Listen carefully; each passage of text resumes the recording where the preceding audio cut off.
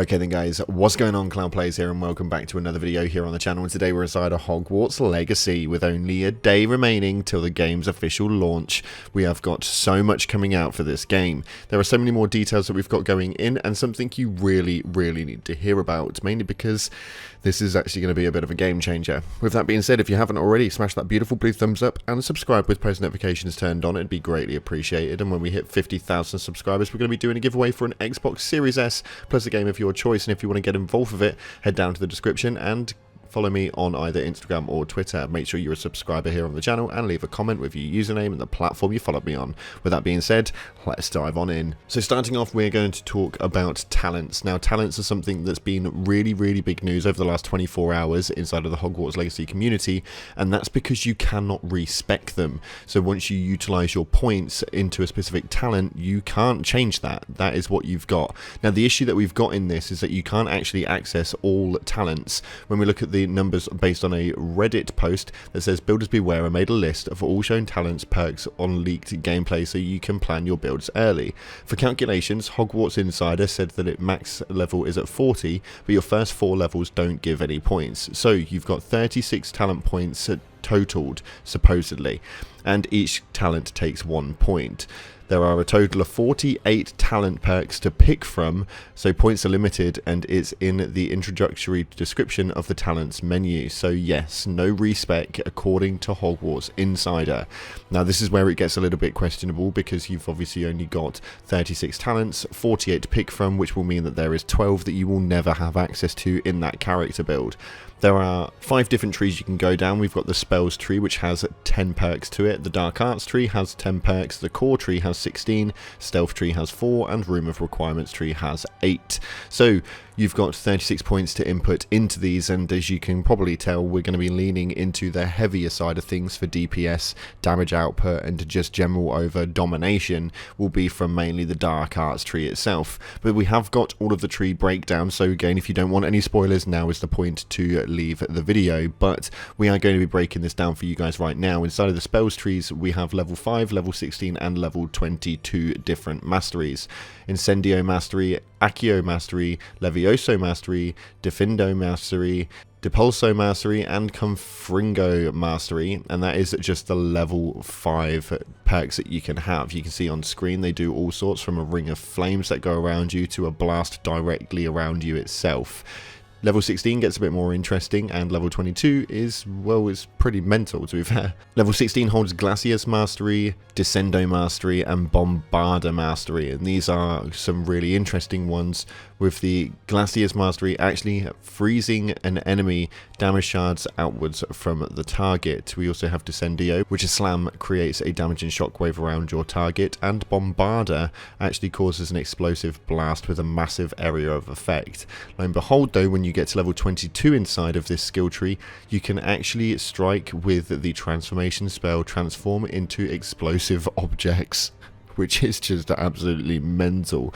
But these are some really good attributes to input into, so you can obviously pick and choose what it is that you're going to go in for based on that. Once we get into the dark arts tree though, this is going to be one you're going to want to hammer in on. I'm going to stick them all up on screen so you can just take a quick read through them, but there is a lot in there, and obviously Avada Kedavra mastery is going to be at the end, with the Curse Sapper as well being at level 22. This is going to be the one most people are going to lean into. I know people are saying they want to be good, so on and so forth, but this is generally going to be the one that's going to get you guys through the game, is what a lot of people are kind of speculating right now.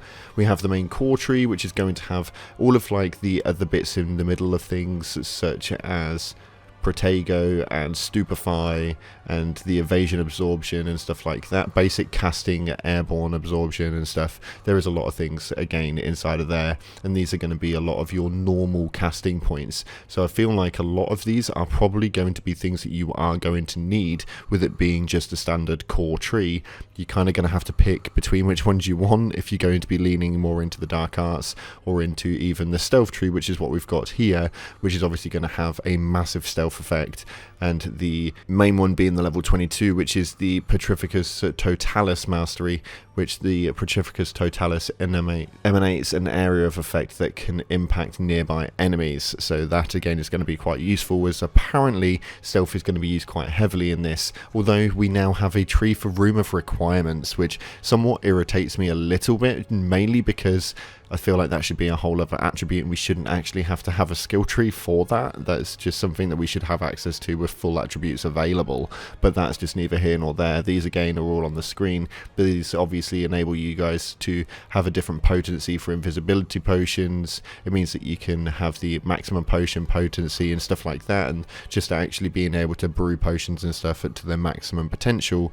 This is going to be what you're holding here. So I think that the room of requirement one may be one that you can kind of lapse on quite a bit, but I don't know how else you're going to be able to layer out these main attributes, and the perks inside of this are just mad. So I feel like it's going to be really interesting to see different sorts of builds, knowing that 12 of these you're never going to be able to touch on that character. I personally don't agree with it, and I think that it's a bad choice, but that's just me. I want to know what your opinion is down in the comment section. I feel like we should be able to respec and play around with builds. Some people aren't going to have numerous characters, so we're never going to experience certain areas of expertise, so I feel like that's a little bit wrong. Next up, we have a post that was posted up on Reddit for Open World London and its magical places. My concept idea for a game expansion, and this looks actually really well done.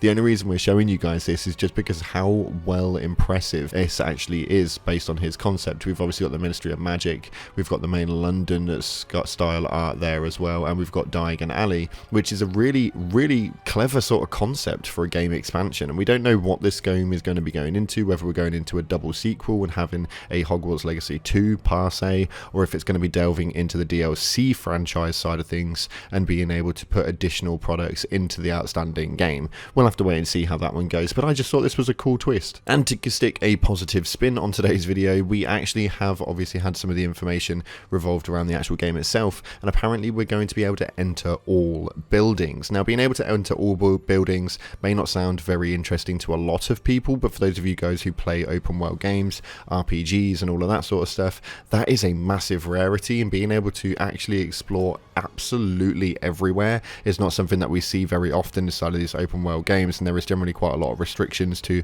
buildings just being there for an aesthetic reason, not being able to actually go inside and roam around absolutely everything. This generally seemed to be, the last time I saw this was maybe I played a game in Skyrim and I was able to access most things there, but even then I think some things were restricted to a degree. This doesn't happen very often in open world games, let alone RPGs as an overall, so the fact that we might be able to enter all buildings is just absolutely huge. Let me know what you guys are thinking down in the comment section with today's news in Hogwarts Legacy. I want to thank you guys for being such amazing people, and if you haven't already, smash that like button and subscribe, post notifications turned on, and I'll see you guys tomorrow for the launch of Hogwarts Legacy. You're about to receive your letter. I can't wait for this. I so can't wait. Thanks again for watching, appreciate your faces, and I'll see you in the clouds.